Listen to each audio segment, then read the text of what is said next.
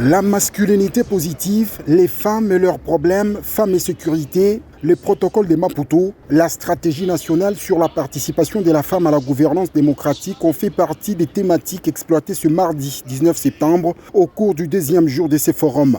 La ministre nationale du genre, Massangou Bibi Mouloko, a accordé une oreille attentive à toutes les interventions présentées en ce jour. Madame Chantal, l'une des intervenants, a dans son exposé souhaité que les femmes soient élues en masse afin que leur voix soit entendue. Pendant le partage d'expériences, la ministre du genre de l'Ituri s'est attelée sur comment asseoir la bonne gouvernance afin de collaborer avec les structures pour garder sa place dans la communauté. Elle a par ailleurs insisté sur la confiance en soi. Gisèle Ngungwa, ministre provinciale du genre dans le Haut-Katanga, a aussi partagé son expérience. Elle s'est rendue sur son parcours politique, ce qu'elle était, et ce qu'elle est, et ce qu'elle compte devenir, en appelant les autres au sens de la délégation du pouvoir et surtout à beaucoup travailler. Quand vous regardez le plus grand nombre de postes, ce sont des postes de nomination. Si nous pouvons que commencer par là.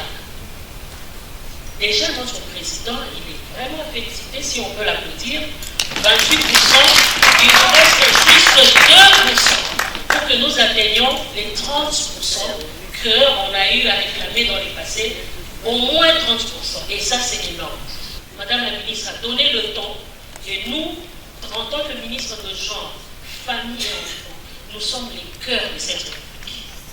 Les développements ne peuvent venir que lorsque l'humain est au centre. Et donc, nous devons être tenaces dans ce que nous faisons. Et pour chuter, je voulais quand même qu'on puisse saluer le gouverneur de province du Katanga. Il est le gouverneur le plus genré de la République. Nous sommes au nombre de 19 au gouvernement, donc ministres et commissaires compris, et il y a 7 femmes. 7 femmes, dont 3 ministres et 3 commissaires généraux.